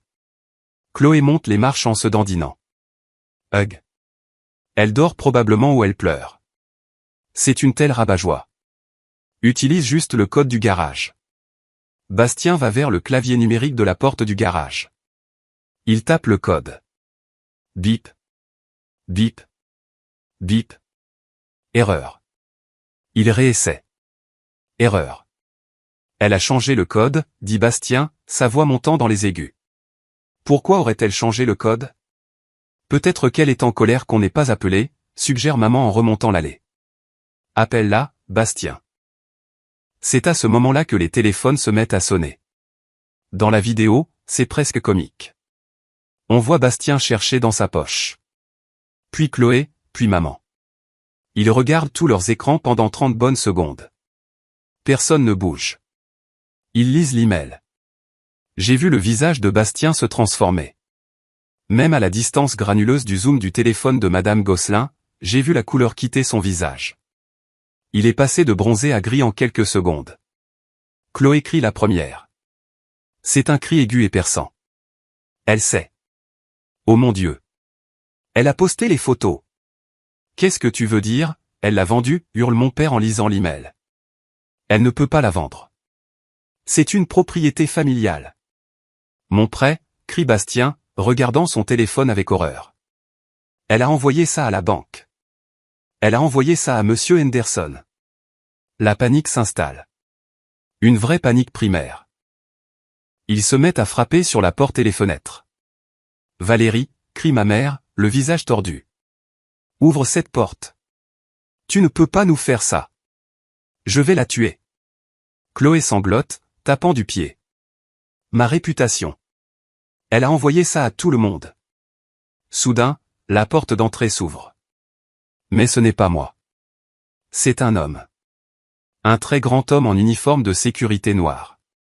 Et à côté de lui, un berger allemand qui a l'air de manger des cambrioleurs au petit déjeuner. La famille se fige. Je peux vous aider, demande le gardien de sécurité. Sa voix est calme, profonde et menaçante. Qui diable êtes-vous? Demande Bastien, essayant de retrouver une posture de mâle alpha, mais en vain. Où est ma fiancée? Sortez de ma maison. Votre fiancée, le gardien sourit. Il n'y a pas de Valérie ici. Cette propriété appartient à Imo Invest Prime. Je suis la sécurité du site. Et vous êtes sur une propriété privée. Propriété privée, balbutie papa. Je suis son père. C'est la maison de ma fille. Plus maintenant, dit le gardien. Il montre le panneau propriété privée fraîchement planté dans la pelouse. L'ancienne propriétaire a vendu la propriété et a quitté les lieux hier. Elle nous a indiqué que toute tentative d'entrée non autorisée par il regarde un presse-papier, point Bastien Chevalier, Chloé Durand ou les parents Durand devaient être traités comme une intrusion hostile. Elle l'a vendu, murmure Chloé, ses genoux flageolants. Mais la nurserie. L'argent. Vous avez 5 minutes pour vous retirer, vous et vos bagages, de la propriété, dit le gardien, sa main reposant nonchalamment près de sa ceinture. Ou j'appelle la police. Et je crois qu'ils recherchent déjà un certain monsieur Chevalier. C'est à ce moment-là qu'ils ont compris. La maison n'était pas seulement fermée. Elle avait disparu. L'actif sur lequel ils avaient misé tout leur avenir, la garantie de leur prêt, le toit sur leur tête, s'était évaporé pendant qu'ils buvaient des mojitos. La confrontation sur le porche ne s'est pas terminée dans le calme. Ma famille ne fait pas dans le calme, elle fait dans les crises de colère bruyantes et pleines de suffisance. Selon le rapport de police que j'ai reçu plus tard, mon père a essayé de pousser physiquement le gardien de sécurité. J'ai des droits, a crié Didier Durand. J'ai payé pour le toit de cette maison. Un mensonge. Il avait juste recommandé l'entrepreneur. Le gardien n'a pas bronché. Il a simplement détaché la laisse du berger allemand. Le chien a aboyé, un son grave et guttural qui a fait vibrer la poitrine de tous les spectateurs.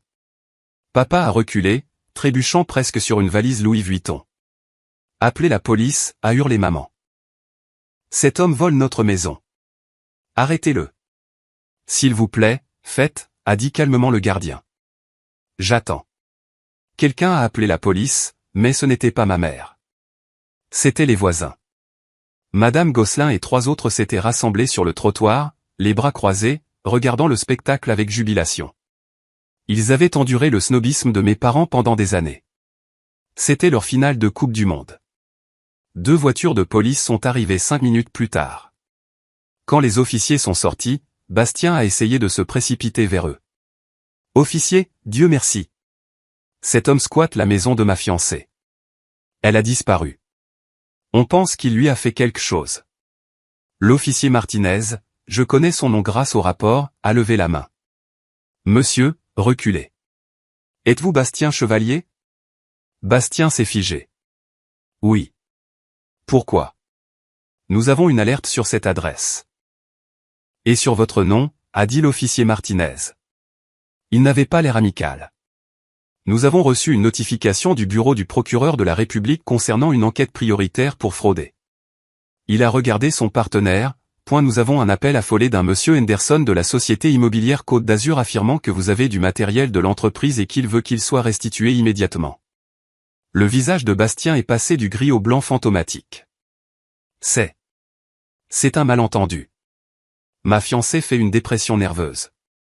Elle a envoyé un email délirant. L'email avec les documents de prêt falsifiés, a demandé l'officier Martinez en haussant un sourcil. Ouais, on en a eu une copie aussi. La banque nous a appelés. La banque a appelé. Bien sûr qu'ils l'ont fait. Les prêteurs prédateurs n'aiment pas non plus se faire escroquer.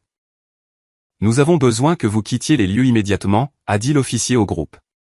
Le nouveau propriétaire a fourni tous les documents légaux. Vous n'avez aucun droit d'être ici. Mais nous n'avons nulle part où aller, a pleuré Chloé, assise sur sa valise, le mascara coulant sur son visage. On a rendu notre appartement. On était censé emménager ici.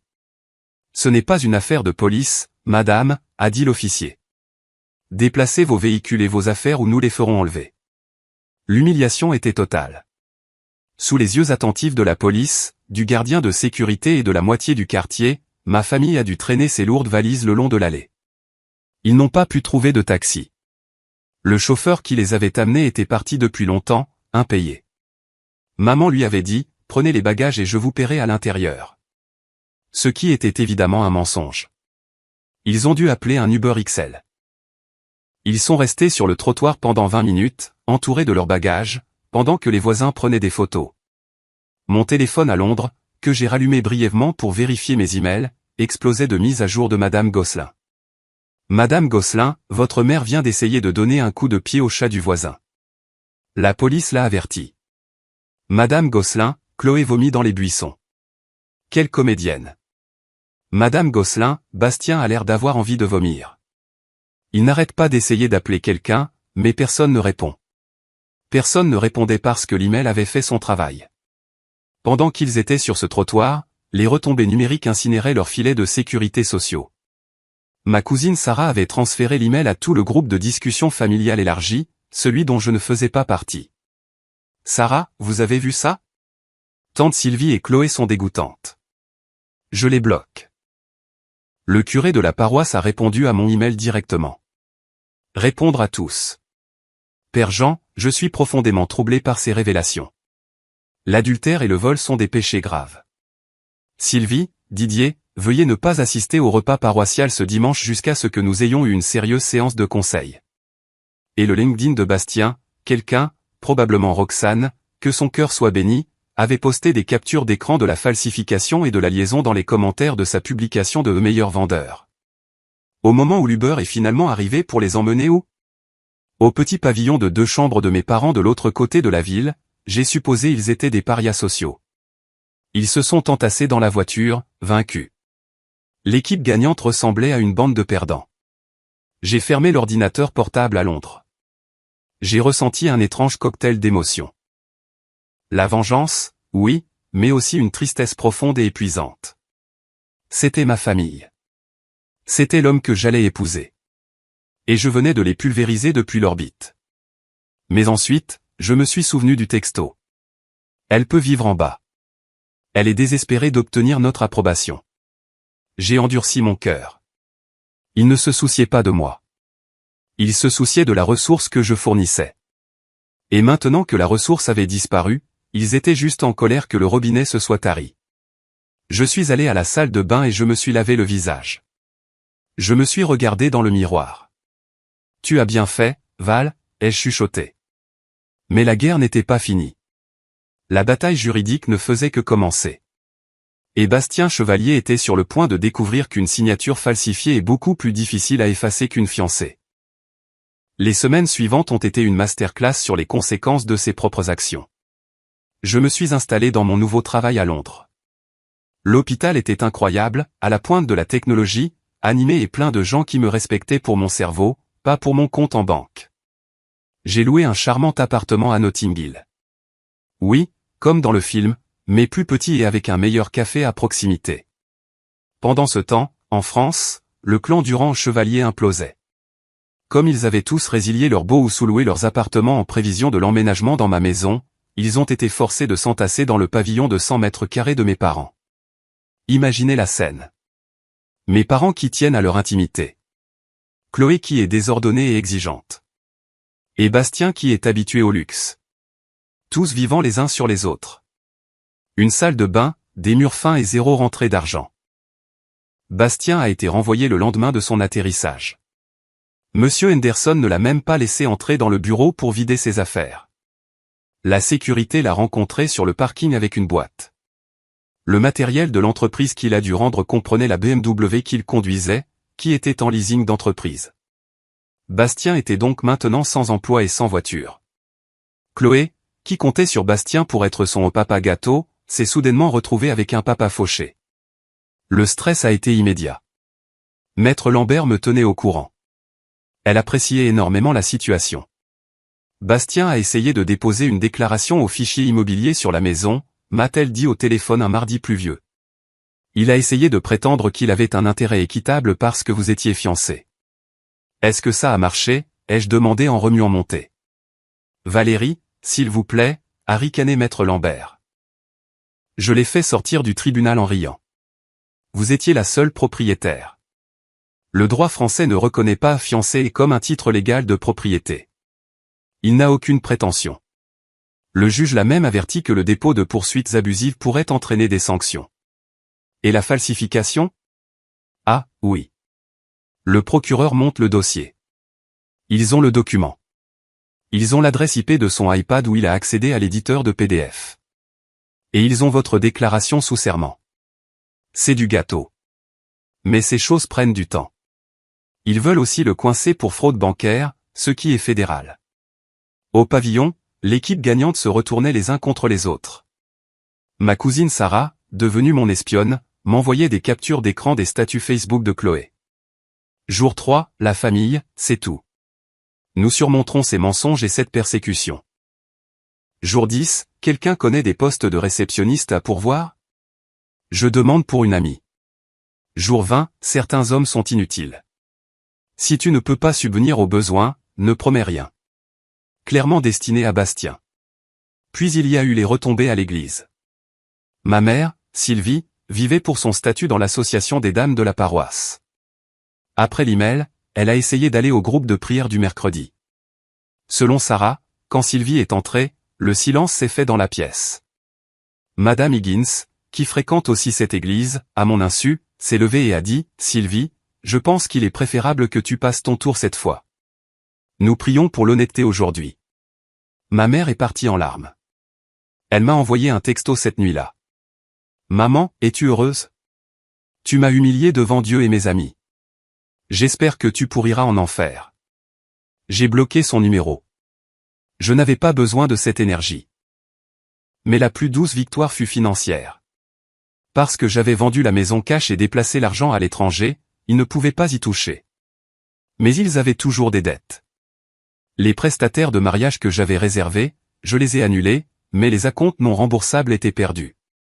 Et comme Bastien avait mis certaines des améliorations sur ses cartes de crédit, s'attendant à les rembourser avec le prêt, il était en train de se noyer. Les usuriers, ceux à qui Bastien a essayé d'emprunter les 200 000 €, n'étaient pas contents. Ils n'avaient pas perdu d'argent, mais ils n'aiment pas qu'on leur mente. J'ai entendu des rumeurs selon lesquelles Bastien a dû vendre sa Rolex, la vraie, et ses vêtements de marque juste pour payer quelques intérêts afin de garder ses rotules intacts. Je construisais une nouvelle vie. J'ai rejoint un club de lecture. J'ai commencé à sortir de manière informelle avec un gentil architecte britannique nommé Liam qui trouvait mon accent français charmant. Je guérissais. Mais un animal blessé est dangereux. Et Bastien n'en avait pas fini. Il lui restait une dernière carte désespérée à jouer, et elle impliquait le seul levier qu'il pensait lui rester, la loi. Il a réussi à trouver un avocat véreux, un chasseur d'ambulance de centre commercial qui était prêt à me poursuivre pour rupture de promesse de mariage et préjudice moral intentionnel. Il voulait 5 millions d'euros. Lorsque l'huissier est arrivé à mon ancienne maison pour me signifier l'acte, il ne m'a évidemment pas trouvé. Ils ont donc essayé de me signifier par publication dans le journal local. Maître Lambert m'a appelé. Il vous poursuit en justice, Val. Laissez-le faire, ai-je dit. J'ai la vérité. Nous devons contre-attaquer, a-t-elle dit. Pour l'argent qu'il a volé du fonds de mariage, pour le préjudice moral de la liaison, et nous devons lâcher la bombe sur le bébé. Faites-le, ai-je dit. Terre brûlée, vous vous souvenez? Oh, je me souviens, a dit Maître Lambert. Je rédige la motion maintenant. Et Val, je demande les frais d'avocat. Il va payer pour chaque minute de mon temps. J'ai raccroché et j'ai regardé la pluie de Londres. C'était purifiant. Il voulait un combat. Il se battait contre un fantôme. Et les fantômes sont impossibles à frapper. Le système judiciaire avance lentement jusqu'à ce qu'il avance très, très vite. 3 mois après mon départ, le couperet est finalement tombé sur Bastien Chevalier. Il était au pavillon, probablement en train de se disputer avec Chloé qui était maintenant visiblement enceinte et très mécontente d'être fauchée, quand on a frappé. Ce n'était pas un huissier cette fois. C'était la police. Ils avaient un mandat. Maître Lambert m'a envoyé les détails plus tard. Le procureur de la République avait finalisé l'enquête sur la demande de prêt. Comme le prêteur était assuré au niveau fédéral, même s'ils étaient prédateurs, ils avaient des garanties. La signature falsifiée n'était pas seulement une fraude. C'était une fraude bancaire. Chef d'accusation, faux et usage de faux sur document légal, tentative de vol qualifié, usurpation d'identité, fraude électronique. Bastien a été arrêté en caleçon et en t-shirt taché. Mon père Didier a essayé d'intervenir en criant « Savez-vous qui je suis ?» Personne ne savait qui il était. La police a menacé de l'arrêter pour obstruction, alors il a reculé. Chloé a filmé l'arrestation. Pas pour aider Bastien, mais pour prendre ses distances. Elle était déjà en train de construire son récit. Elle a posté une vidéo en pleurant, affirmant qu'elle avait été manipulée par un homme plus âgé et qu'elle n'avait aucune idée de la fraude. « Je suis juste une victime », a-t-elle sangloté à ses 200 abonnés. Il m'a menti à moi aussi. La loyauté de l'équipe gagnante a duré exactement aussi longtemps que l'argent. La caution de Bastien a été fixée à 100 000 €. Mes parents ne les avaient pas, Chloé ne les avait certainement pas. Il a passé 2 semaines en détention provisoire avant que ses parents, qui vivent en Lorraine et qui s'étaient éloignés de lui à cause de son jeu, n'hypothèquent finalement leur maison pour le faire sortir. Quand il est sorti, c'était un homme différent, brisé, désespéré. Et puis est venu le procès civil. Maître Lambert m'a représenté via Zoom. Je n'ai même pas eu à revenir. Je me suis assise dans ma cuisine à Londres, vêtue d'un joli chemisier et d'un pantalon de pyjama, regardant Bastien essayer de s'expliquer à un juge. Son avocat était incompétent. Il a essayé de faire valoir que la maison était un bien communautaire implicite parce que nous étions fiancés. La juge, une femme sévère avec une patience nulle pour les bêtises, a baissé ses lunettes. « Monsieur Chevalier, montrez-moi l'acte de propriété. » Je ne l'ai pas, balbutia Bastien. Elle m'a piégé. « Vous êtes un homme adulte, monsieur Chevalier, » a dit la juge. « Avez-vous contribué à l'hypothèque ? » « Eh bien, je payais les courses. » « Avez-vous payé l'hypothèque, les impôts, l'assurance ? » ?»« Non, mais... » »« Alors vous n'avez aucune prétention. » Affaire classée sans suite. Puis est venue notre contre-poursuite. Nous avons exigé le remboursement des 16 000 € du fonds de mariage qu'il avait volé pour le voyage aux Canaries. Nous avions les reçus. Nous avions les virements bancaires. Jugement en faveur de la défenderesse, moi, d'un montant de 16 000 € plus les frais de justice, a statué la juge. Bastien a mis sa tête dans ses mains. Il n'avait pas 16 000 €. Il n'avait pas 16 €. Mais le vrai coup de grâce est venu lorsque la juge a abordé la plainte pour préjudice moral intentionnel qu'il avait déposée contre moi. « Monsieur Chevalier, » a dit la juge en regardant le dossier de preuve que maître Lambert avait soumis, les photos, l'échographie. « Vous avez couché avec la sœur de votre fiancé, l'avez mise enceinte et avez comploté pour lui voler sa maison. Si quelqu'un subit un préjudice ici, c'est Madame Durand. Vous avez de la chance qu'elle ne vous poursuive pas pour chaque centime que vous gagnerez jamais. Sortez de mon tribunal. » J'ai fermé l'ordinateur portable. J'ai pris une profonde inspiration. C'était fini, légalement du moins. J'étais libre. Mais la famille est plus collante que la loi. Quelques jours plus tard, j'ai reçu un email de ma cousine Sarah. Objet, Chloé. Val, tu dois savoir. Chloé a perdu le bébé. J'ai fixé l'écran. Mon estomac s'est noué. Malgré tout, un enfant à naître était innocent. C'est arrivé hier, écrivait Sarah. Stress, hypertension. Les médecins n'ont rien pu faire. Elle est dévastée. Elle accuse Bastien. Elle lui a carrément jeté un vase à la figure à l'hôpital. Maman dit que la famille est complètement brisée. Didier boit à nouveau. Sylvie est sous tranquillisant. C'est une maison hantée là-bas. J'ai ressenti une vague de tristesse. Pas pour eux vraiment, mais pour le gâchis de tout ça. Toute cette cupidité, toutes ces manigances. Et qu'est-ce qu'ils avaient à montrer en retour? Un casier judiciaire, un enfant perdu et une montagne de dettes. J'ai fermé les yeux. Je n'ai pas répondu à Sarah. Il n'y avait rien à dire. Karma, a dit doucement Liam quand je lui ai raconté plus tard ce soir-là au dîner. C'est un mécanicien brutal. C'est vrai, ai-je acquiescé. Mais je n'ai pas souhaité ça. Non, il a pris ma main. Tu t'es juste écarté de la trajectoire de l'accident de train. Tu ne conduisais pas le train. Il avait raison. J'étais descendu des rails. Ils y étaient restés, convaincus qu'ils pouvaient arrêter la locomotive des conséquences à main nue. La fausse couche a été le dernier clou dans le cercueil de l'équipe gagnante. Le bébé parti, le seul lien entre Bastien et ma famille était rompu. Chloé s'est retournée contre lui avec la férocité d'un animal blessé. Elle l'a mis à la porte du pavillon de mes parents le jour de son retour de l'hôpital. « Dégage !» a-t-elle crié en jetant son sac de sport bon marché sur la pelouse. « Tu ruines tout ce que tu touches. Tu as tué mon bébé avec ton stress et tes mensonges. » Bastien, en attente de son procès et fauché, n'avait nulle part où aller. Il a fini par dormir dans sa voiture, une vieille berline qu'il a achetée avec le peu d'argent qui lui restait, pendant une semaine avant de fuir en Lorraine pour vivre dans le sous-sol de ses parents. Mes parents se sont retrouvés avec les débris de leur fille préférée. Chloé est tombée dans une profonde dépression. Elle refusait de travailler. Elle accusait tout le monde. Bastien, les médecins, et bien sûr, moi. Si Valérie n'avait pas vendu la maison, je n'aurais pas été stressé, se lamentait-elle auprès de ma mère. C'est sa faute. Elle a tué mon bébé. Et ma mère, dans son délire infini, l'a cru. Elles ont commencé une campagne de diffamation en ville. Elles ont dit à quiconque voulait bien l'écouter que j'étais un monstre qui avait expulsé sa sœur enceinte et provoqué sa fausse couche. Mais les petites villes parlent, et grâce à l'email que j'avais envoyé, tout le monde connaissait la chronologie. Tout le monde était au courant de la liaison. La campagne de diffamation s'est retournée contre elle. Les gens traversaient la rue pour éviter Sylvie Durand. La caissière de l'épicerie ne regardait pas Didier dans les yeux. Ils étaient isolés, seuls dans leur petite maison bondée, marinating dans leur propre toxicité. Pendant ce temps, à Londres, le printemps arrivait. Les parcs explosaient de jonquilles. J'ai reçu une lettre du ministère de la Justice en France. Assignation à témoigner.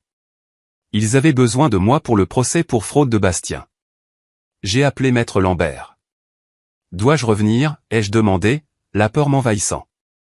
Non, a-t-elle dit. Nous pouvons faire une déposition vidéo. Vous êtes résidente du Royaume-Uni maintenant. Je m'en occupe. La déposition a été éprouvante. J'ai dû raconter l'histoire, identifier les documents, vérifier que ma signature était falsifiée, mais je l'ai fait. Bastien a plaidé coupable.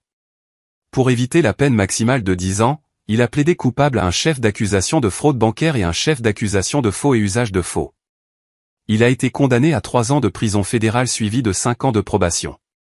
Il a également été condamné à payer des dommages et intérêts qu'il ne pourrait jamais payer.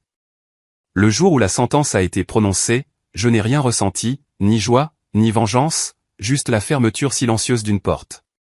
Je suis allé me promener à Hyde Park. Je me suis assise sur un banc et j'ai regardé les signes. J'avais 33 ans. J'étais célibataire. Liam et moi nous étions séparés à l'amiable. Il avait déménagé à Dubaï. J'étais riche. J'étais libre. J'ai pensé à tante Amélie. J'espérais qu'elle était fière. J'avais protégé son héritage en le liquidant. C'était un paradoxe, mais c'était la seule façon. Mon téléphone a sonné. C'était un numéro inconnu. D'habitude, je les ignorais, mais quelque chose m'a dit de répondre. Allô? Valérie. C'était mon père. Sa voix semblait vieille. Brisée, pâteuse, comme s'il avait bu. Papa, ai-je dit, ma voix stable. Valérie, s'il te plaît, a-t-il râlé. Ta mère, elle ne va pas bien. Le stress. Chloé est incontrôlable. On se noie ici, Val. Les frais de justice pour le combat de l'expulsion, les prêts qu'on a pris pour Bastien. On va perdre la maison. Il demandait de l'argent. Après tout, après les insultes, le vol, la trahison, il appelait pour demander au bouc émissaire de les sauver à nouveau. Juste un prêt, a-t-il supplié. Pour la famille. Tu as des millions maintenant. Juste 50 000 € pour sauver la maison de ton enfance. J'ai regardé les signes glisser sur l'eau. Ils étaient si gracieux, si imperturbables. Je n'ai pas de maison d'enfance, Didier, ai-je dit. J'ai vécu dans une maison avec 3 étrangers qui m'ont utilisé. Ne sois pas cruel, a-t-il pleuré. Nous sommes tes parents. Non, ai-je dit. Vous êtes les parents de Chloé. Demandez-lui. Elle n'a rien. Alors je suppose que vous êtes tous dans le même bateau, ai-je dit. Je vous suggère de vendre le pavillon. De prendre plus petit. C'est ce que les conseillers financiers recommandent. Valérie. Au revoir, Didier. N'appelle plus ce numéro. J'ai raccroché. J'ai bloqué le numéro. Je suis restée assise là pendant un long moment, attendant que la culpabilité vienne. J'ai attendu la réponse conditionnée du bouc émissaire, l'envie de réparer, d'aider, de plaire. Elle n'est pas venue. Au lieu de cela, je me suis levé, j'ai brossé les miettes de mon manteau et j'ai marché vers le métro. J'avais une réservation dans un nouveau restaurant italien. J'allais commander le vin le plus cher de la carte et j'allais le boire à la mémoire de la fille qui était autrefois Valérie Durand. Le temps guérit, dit-on. Je ne sais pas s'il guérit, mais il crée certainement de la distance. 1 an après la grande évasion, ma vie était méconnaissable. J'avais été promue directrice de la recherche à l'hôpital. J'avais acheté un petit cottage dans le Perche pour les week-ends, un endroit avec un jardin qui rivalisait avec celui de tante Amélie. J'étais heureuse, vraiment, tranquillement heureuse. Je n'avais pas eu de nouvelles de ma famille depuis 6 mois. La dernière nouvelle de ma cousine Sarah, avant que je lui dise d'arrêter de me tenir au courant parce que je ne voulais plus savoir, était que mes parents avaient effectivement perdu leur maison. Ils vivaient dans un appartement en location. Chloé travaillait comme serveuse dans un restaurant, cherchant sa prochaine cible. Bastien était en prison, probablement en train de polir les sols. Puis la dernière tentative de contact est arrivée. Ce n'était pas un appel. C'était une lettre. Une lettre manuscrite sur du papier ligné bon marché, transmise par Maître Lambert qui filtrait mon courrier. La note de Maître Lambert était jointe. Val, vous n'êtes pas obligé de lire ceci. Je peux la déchiqueter, mais j'ai pensé que vous voudriez peut-être tourner la page. Je l'ai ouverte. C'était de ma mère. Valérie, je t'écris depuis l'hôpital.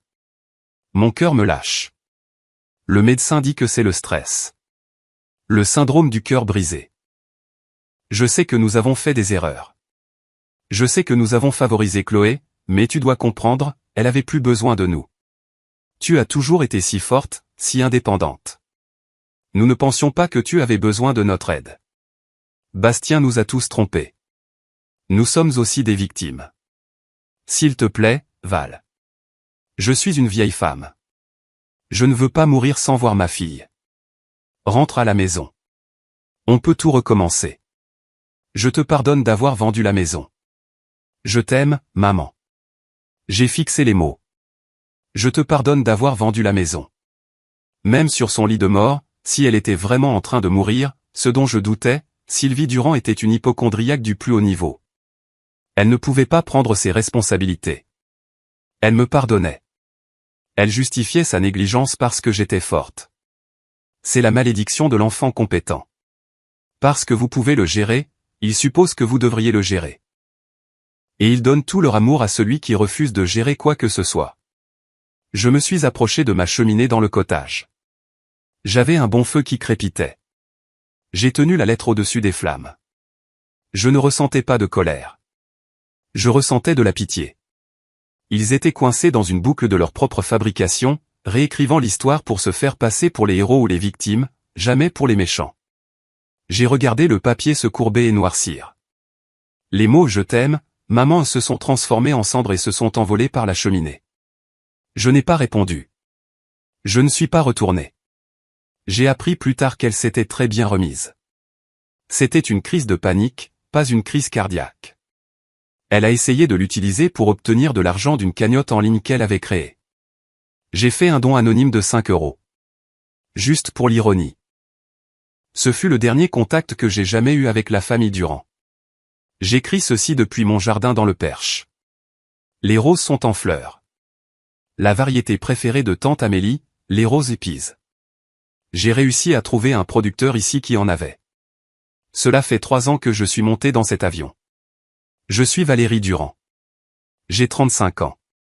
Je ne suis pas marié, mais je suis profondément aimé. J'ai rencontré Alexandre il y a 1 an. Il est architecte paysagiste. Il aime avoir de la terre sous les ongles, tout comme moi. Quand je lui ai raconté mon histoire, toute la vérité l'aidait compliquée, il ne m'a pas regardé avec pitié. Il m'a regardé avec admiration. Tu t'es sauvé toi-même, a-t-il dit. C'est la chose la plus courageuse que j'ai jamais entendue. Nous sommes assis sur la terrasse maintenant. Il esquisse un nouveau design pour le jardin d'herbes aromatiques. Je termine ce script pour vous tous. Bastien a été libéré en liberté conditionnelle le mois dernier. J'ai reçu la notification. Il lui est interdit de travailler dans la finance ou l'immobilier. Il est de retour en Lorraine. J'entends dire qu'il essaie de devenir coach de vie sur TikTok. Ça ne s'invente pas, Chloé en est à son 2e mariage. Un gars qu'elle a rencontré au restaurant. J'espère qu'il a un bon contrat de mariage. Mes parents existent quelque part. Je ne les déteste plus. La haine demande de l'énergie. La haine vous garde attaché. J'ai atteint l'état d'indifférence. Ce sont juste des gens que je connaissais. Des personnages dans un livre que j'ai fini de lire. Je pense souvent à la femme que j'étais cette nuit-là dans la cuisine, tremblante, terrifiée, tenant l'iPad. Je veux remonter le temps et la serrer dans mes bras. Je veux lui dire que tout va bien se passer. Tu seras plus riche, plus forte et plus heureuse que tu ne peux l'imaginer. Monte juste dans cet avion. À vous tous qui écoutez cette histoire, si vous êtes le fort de votre famille, si vous êtes celui qui répare, si vous êtes celui qui donne et donne jusqu'à être vide pendant que les autres prennent et prennent jusqu'à être plein, arrêtez. Vous ne pouvez pas vous immoler par le feu pour garder les autres au chaud. Surtout si ces autres tiennent les allumettes. L'indépendance financière est votre bouclier. Les limites sont votre épée et l'amour de soi, c'est la forteresse qu'ils ne pourront jamais franchir. Merci d'avoir écouté mon histoire. Merci d'avoir été mes témoins. Et rappelez-vous, si votre fiancé part en voyage secret avec votre sœur, vendez la maison. Vendez tout.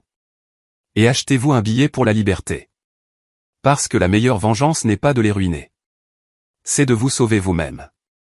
Prenez soin de vous tous et n'oubliez pas d'arroser votre propre jardin en premier.